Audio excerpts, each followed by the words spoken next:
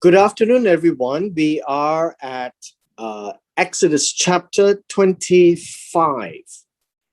In Exodus chapter 25, we have come way past the giving of the Ten Commandments in Exodus 20.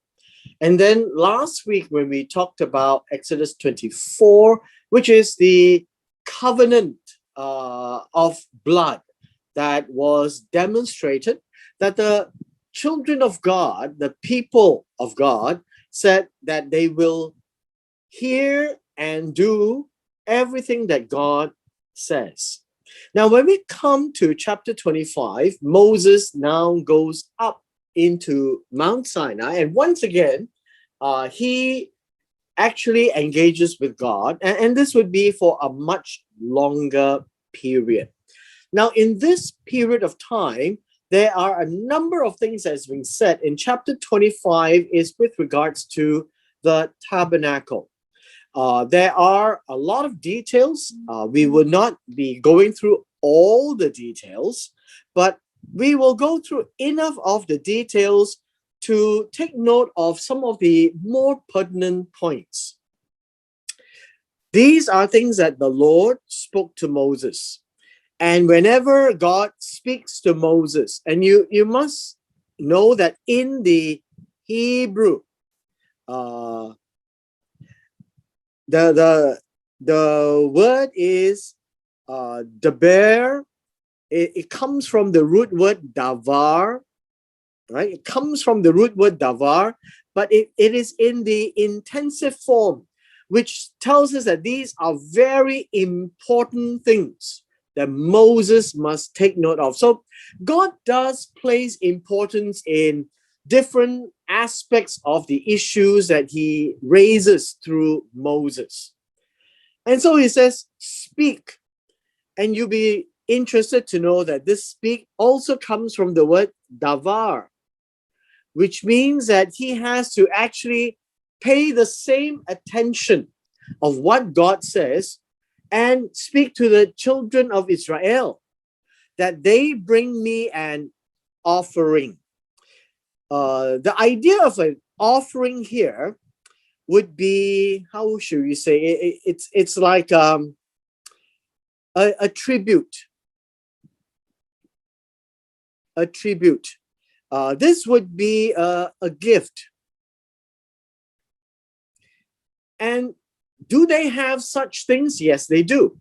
And so when they are feeling celebratory, perhaps they are filled with gratitude, they do bring offerings to God.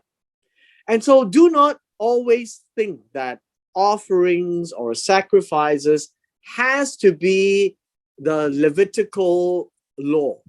Now, this is what it means to give it willingly, or what we call a voluntary offering.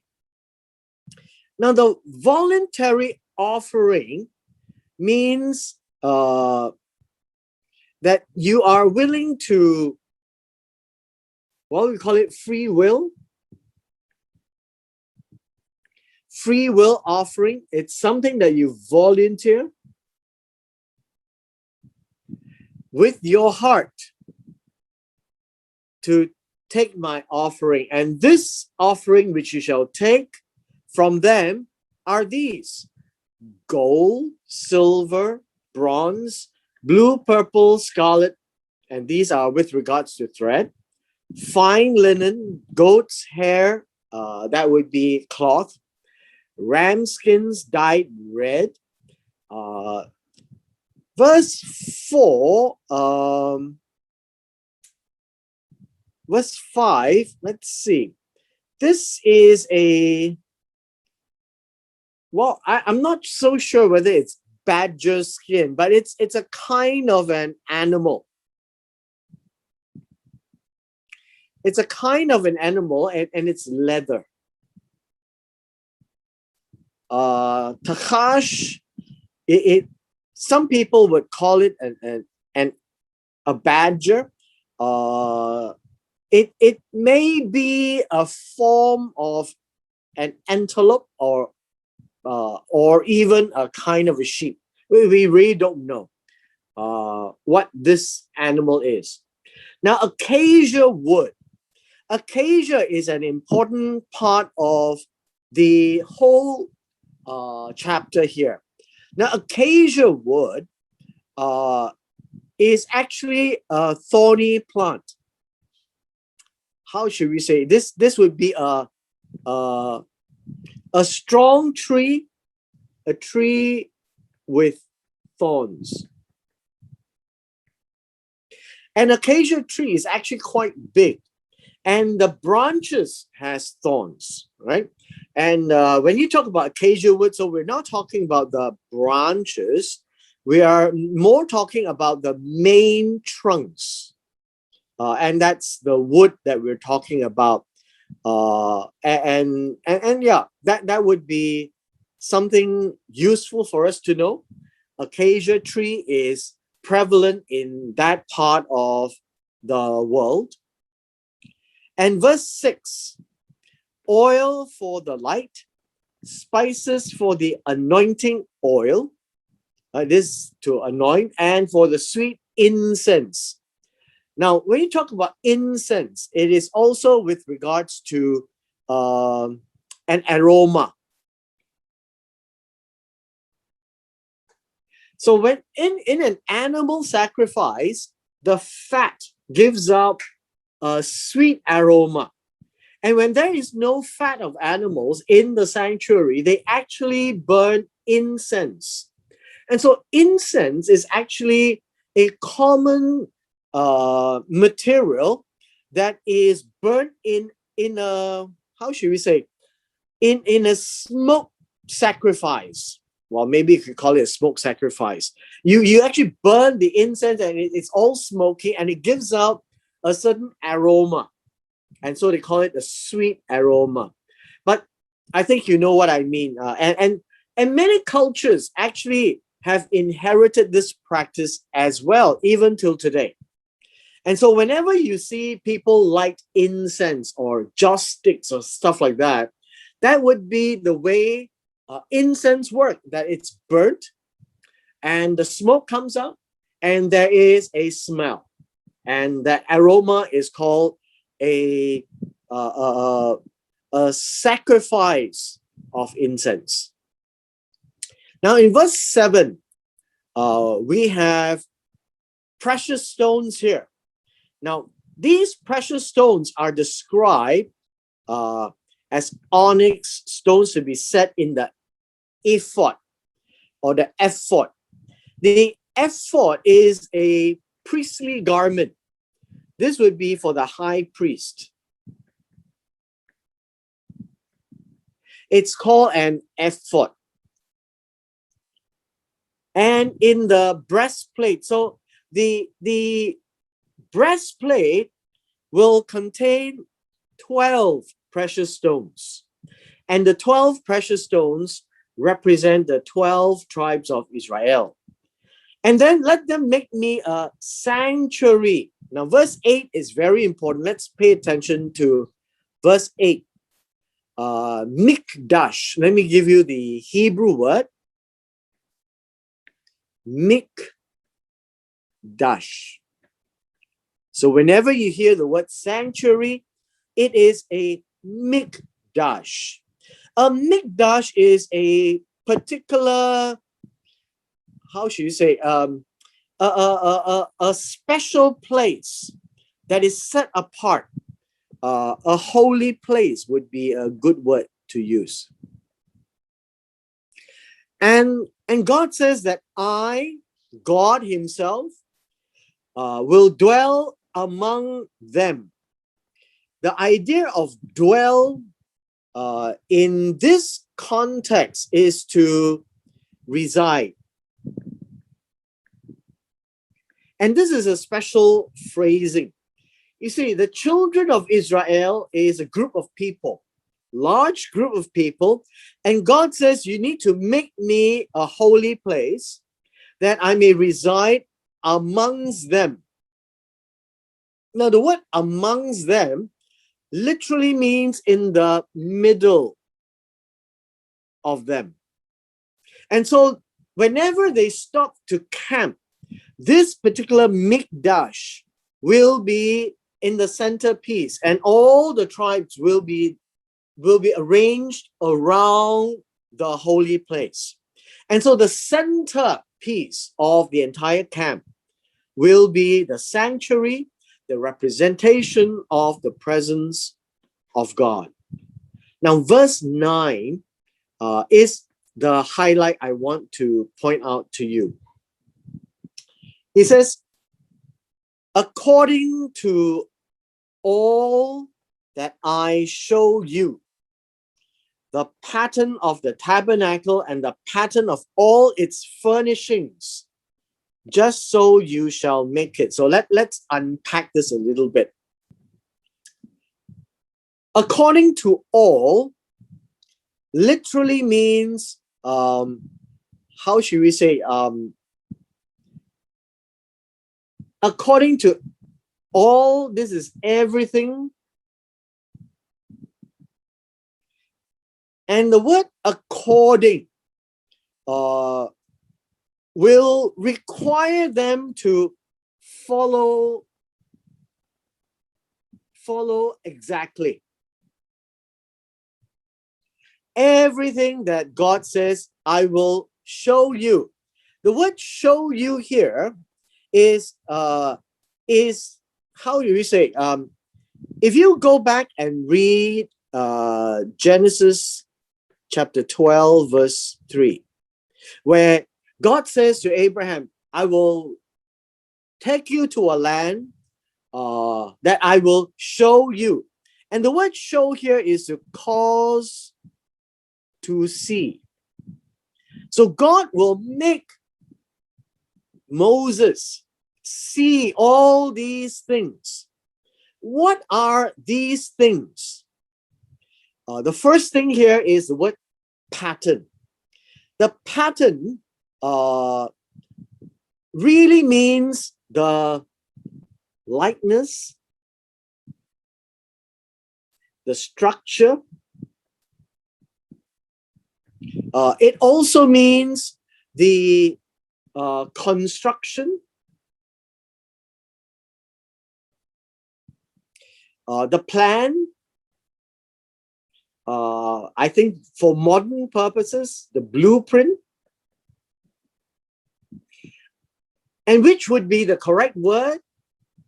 I would suggest that all of these words will be the correct word. That this big word, the big word is tavnit. It really tells Moses that this pattern of the tabernacle, pattern of all its furnishings, all these are very important for Moses to follow. First of all, we have two things, right? We have two things here. One is the tabernacle, and two is the furnishings. So what you can see is, you can see the construction, and the number two is interior decor. And God says, just so you shall make it. The idea of just would be, how should you say it? You must, in this way, in the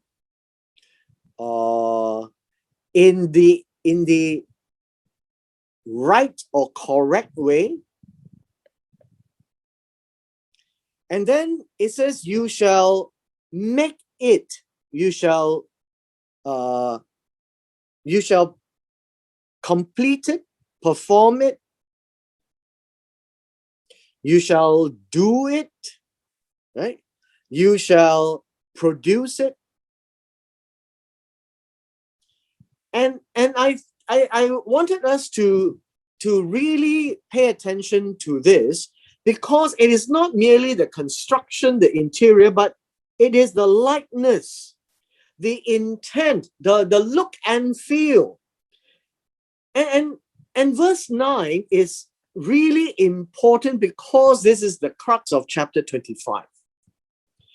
The pattern. One is the construction, one is the furnishings. The furnishings really means all the implements. And what are implements? Implements will be the apparatus. So Moses is demanded by God that God will cause him to see all the pattern of the tabernacle and the apparatus, the furnishings that goes into the tabernacle. It is the blueprint, the plan, the construction, the structure, the likeness. And God tells Moses, do exactly to everything that I am showing you. Why am I emphasizing on this? Is because of this particular fact. God's sanctuary,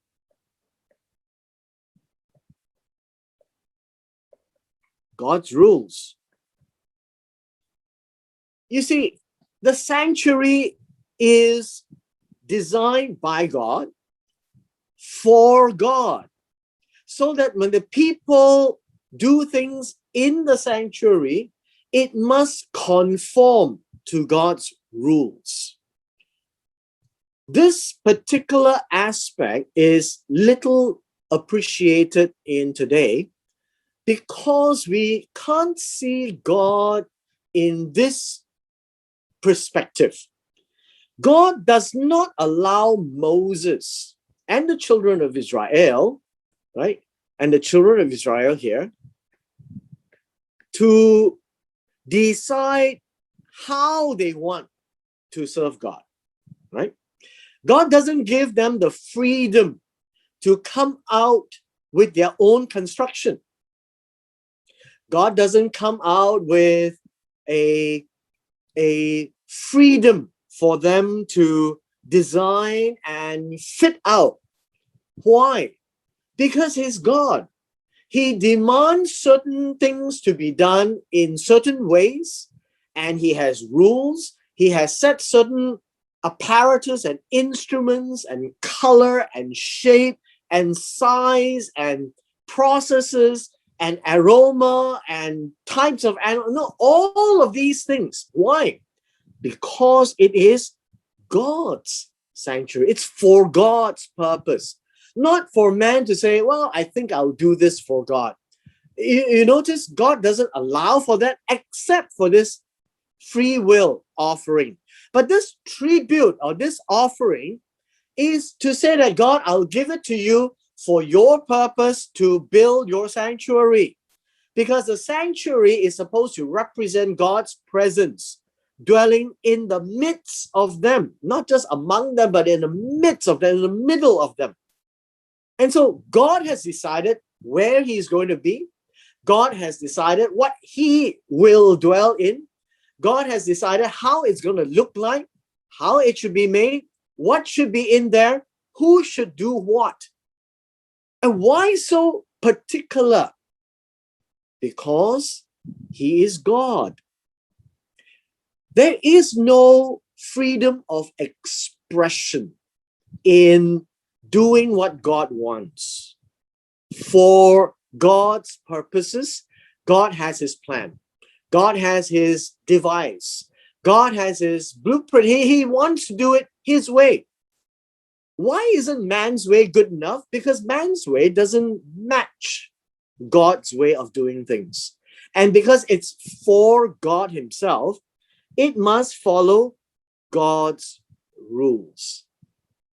And I want this to be etched into the deep crevices of our minds. God's sanctuary, God's rules. It is to be done for God, it must be done God's way. Now, when we start to look at the implements and the instruments, the first thing that was instructed to be made is called an ark. And the word ark is aron. Now, that's the Hebrew name. And aron literally means a chest, right? A chest or a box. So it is a particular box of a particular type of wood, not just any wood you can find, but acacia wood.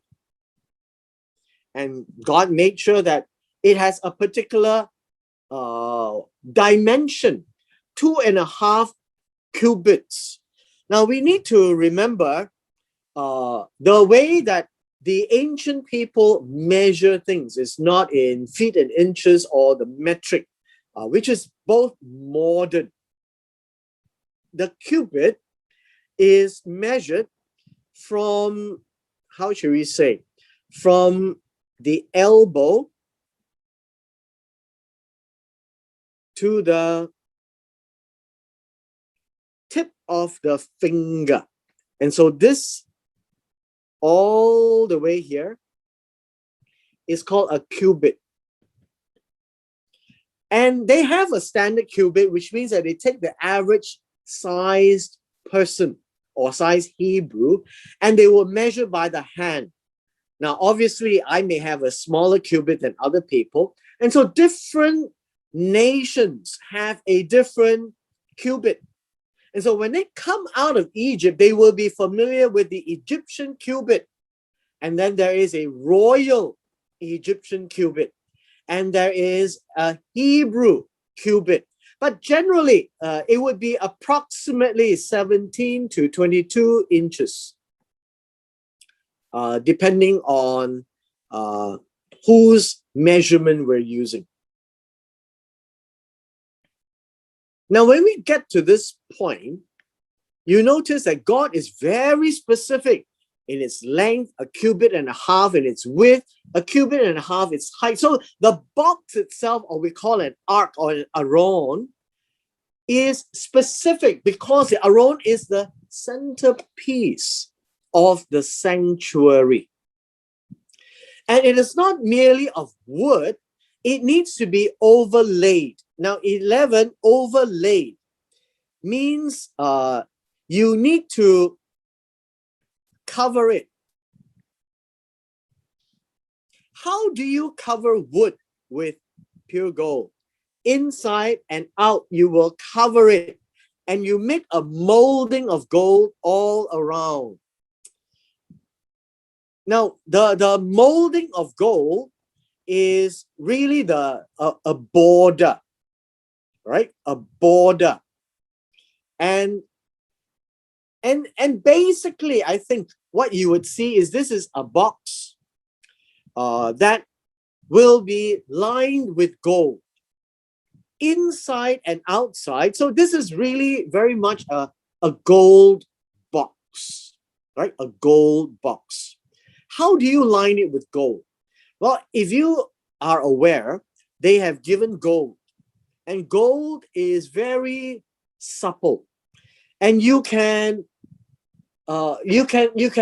flatten gold to the point of gold paper, and they are to mount it on the inside, right? On the inside and on the outside, and all around it.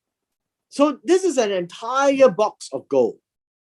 Now, in this gold, you shall have 4 rings, also of gold. So you have to wrap it up with gold, and you put it in its 4 corners, 2 on each side and 2 on the other side. You see, God is so specific, right?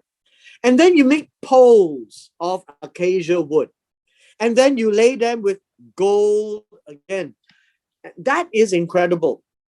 And you put poles in the rings of the sides of the ark that it may be carried by them. So the poles are to lift up the ark, And no one is supposed to touch the ark. The pole shall be in the rings of the ark, and they shall not be taken from it, even when at rest.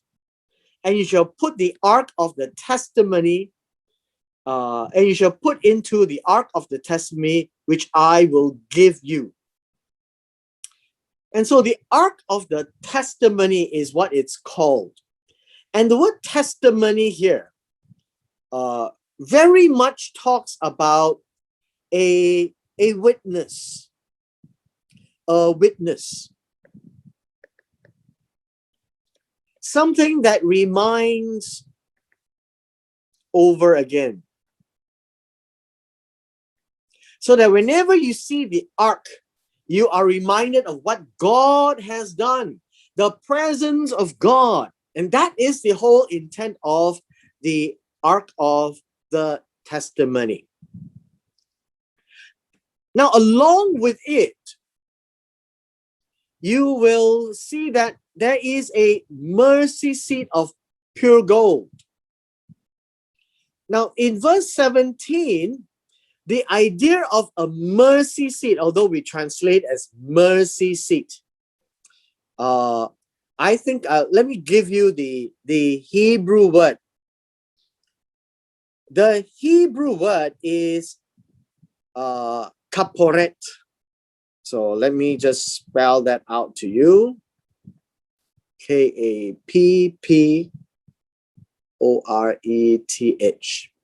A kaporet.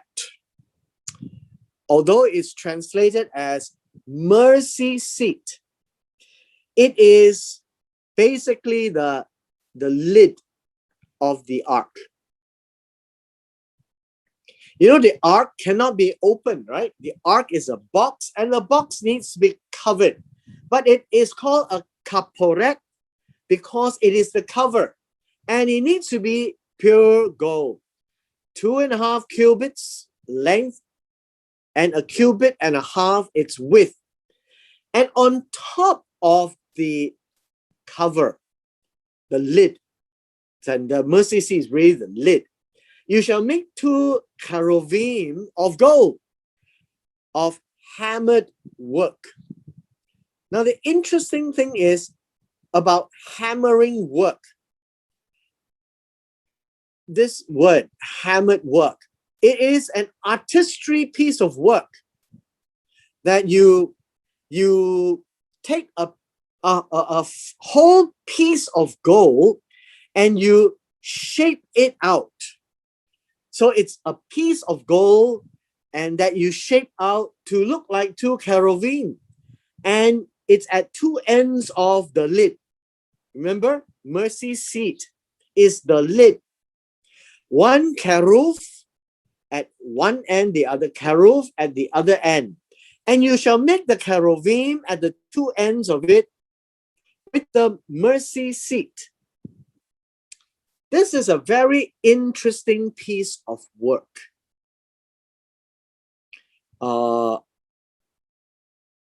Let me briefly describe what that may look like. If this was the ark and the cover, and this is the kaporet, and then we have the ark of the testimony, right? And all is gold. And so what they are supposed to do is to take a piece of gold, and we call it a piece, but this is a big block of gold, and using the block of gold to form 2 cherubim, right? 2 cherubim. And in the 2 cherubim, I wouldn't be able to draw that out, but you just imagine 2 cherubim that will be mounted on top of the kaporet.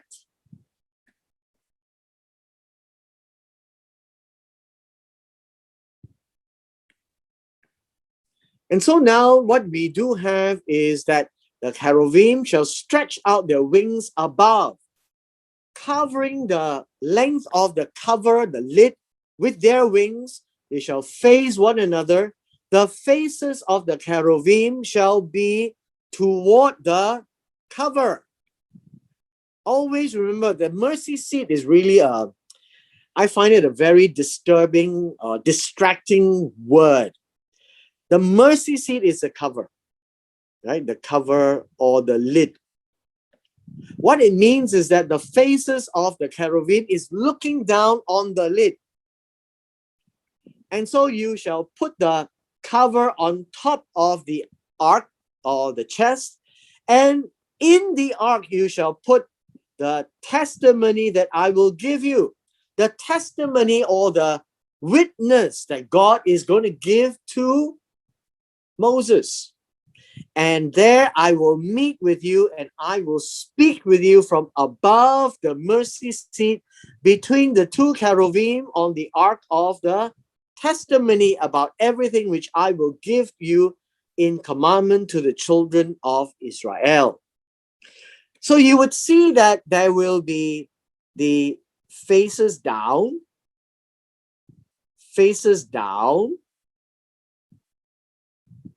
and then the wings, and the wings. Now I don't know how to draw this, but this becomes the symbol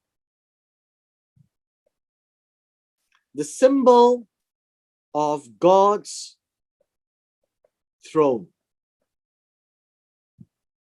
Right? This is the symbol of God's throne, that he will be present there with them. And hence, it's all in gold. And there is no word called mercy seat. The kaporet is really the lid, right? The lid mounted with the cherubim made from one piece of gold. Right after that, the next implement is to make a table of also acacia wood. 2 cubits, and a cubit its width, a cubit and its half its height. And in this table, right, this table, you will lay it with gold as well, and make a molding of gold all around. So not only that the table top is gold, all round it is gold. You shall make for it a frame of a handbreadth all around, and you shall make a gold molding for the frame all around, which means that the entire table, including the frame that supports the table top, is acacia wood overlaid or covered with gold. And you shall make 4 rings of gold, just like the ark. Put the rings on 4 corners that are at its 4 legs. The rings shall be close to the frame, the holders of the pole to bear the table. And so even the table needs to be carried through the rings. And you shall make the poles of acacia wood, lay them with gold. The table carried just like the ark. You shall make its dishes, pans, pitchers, and bowls for pouring, all gold. And you shall set the showbread on the table before me always. Now this one we need to unpack it a little bit. Verse 29. Verse 30, sorry. In verse 30, you shall make the showbread. Now the English is showbread.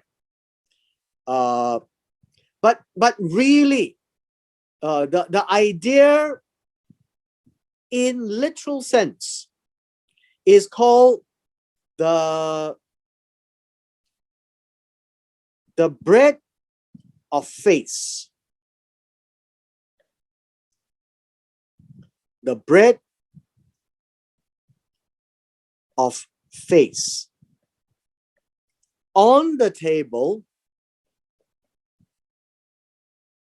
towards my face. And the last word here is continually. So it is constantly.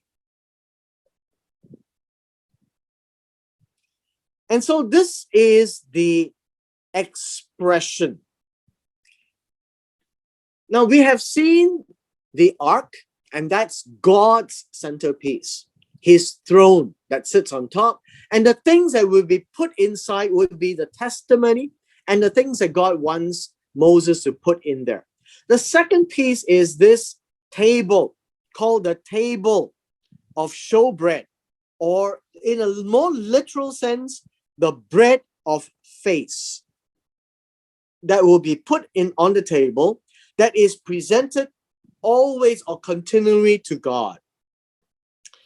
You'll be interested to know in our later passages that there are 12 pieces. And this bread of face will represent or symbolize the 12 tribes of Israel. And that means that the nation of Israel is always before God. And that's the symbol. Right? That's a symbol. The next piece is a lampstand of pure gold. Now, the idea of a lampstand, and this word is a menorah. The menorah is, well, in Old English, you call it a candlestick, but that would be too English, right? A menorah is devised or described in this passage. The lampstand shall be of hammered work. Means a piece, right? A piece that will be molded up or cut up or molded up or hammered up. And that really tells us that this is all incredible handiwork. So you have a shaft, you have branches, you have bowls, you have knobs, and you have flowers. And it is part of that hammered work. There shall be 6 branches coming out of its sides, 3 branches on one side and 3 branches on the other. Remember the word lampstand? The lampstand is menorah. The 3 cups or the 3 bowls, we call it bowl, but yeah, it's like a cup. It could be called a cup as well, right? It shall be made like an almond. It looks like an almond. Looks like an almond. Now, if you have seen almond, how does almond look like? Almond looks like this. And so that's how the cups will be made, like an almond. On one branch with a knob and a flower, and 3 bowls make like on the other branch, right? With a knob and a flower for the 6 branches that come out of the menorah. And so the menorah itself, 4 bowls shall be made like almond and knob and flower. There will be a knob under the first 2 branches of the same, a knob under the second 2, a knob under the third, and according to the 6 branches extended from the lampstand. The repetition, as you can see, are details. Right? I may have gone through quickly, but I think you would be able to see the details that God wants Moses to pay attention to. Their knobs and their branches shall be one piece. And notice the one piece is by implication. And all of it shall be hammered of one piece of gold, like I mentioned to you before. So how does it really look like? I think we could draw it this way, that there is a shaft and there will be 3 branches. And so on top of each will be a knob, right? We have a knob. We can use this as a knob.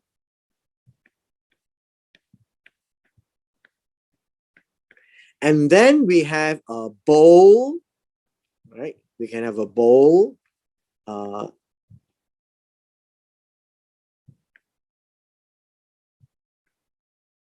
And the bowls look like almonds as a flower, and then you have a wick, right? And that's basically how it is supposed to be shaped out of one piece of gold and molded up and carved up.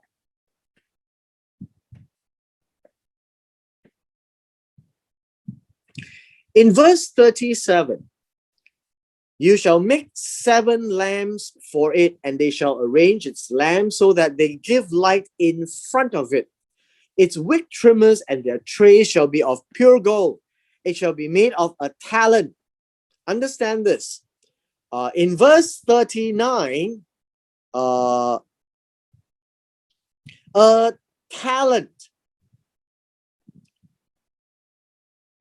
A talent is a weight, right? A weight. How should we call this? Right? It's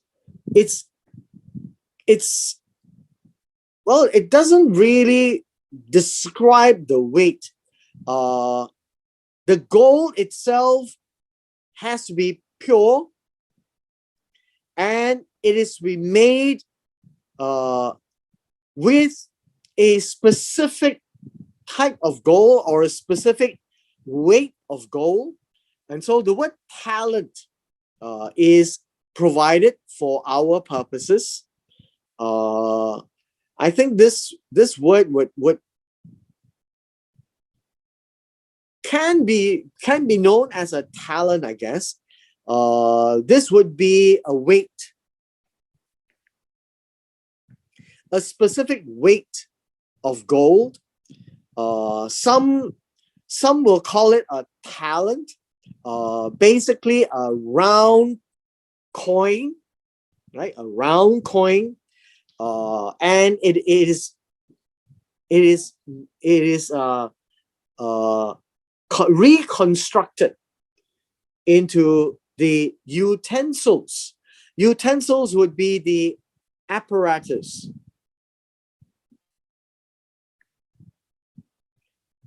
And again, God reminds at the end that you shall make them according to the pattern which was shown you on the mountain. Do exactly as you see in likeness. Now, God may have given Moses a glimpse of how it should look like, the plans, right? And the material types. And this is God's blueprint for his sanctuary, his holy place. And thereby we are beginning to see from verse 25 onwards the preparation of the tabernacle, the instruments of the tabernacle, and thereby the focus I have tried to give all of us is that all of these is not by the whims and fancies of the artists. There is no what we call do according to what you like. However, I do believe that in the entirety, there is some artistry expression as long as they follow the core rules and definitions of the blueprint, right? How to sew, how to finish, the shape and looks. There may be some artistic expression, but by and large, there are some very strict instructions how the base work must be. And so God may have allowed some expression, but those expressions must be expressed within the framework of God's rules. And that is what I wanted to impress on all of us. Do exactly what I have shown you, Moses. Don't do anything else. And with that, we finish Exodus chapter 25.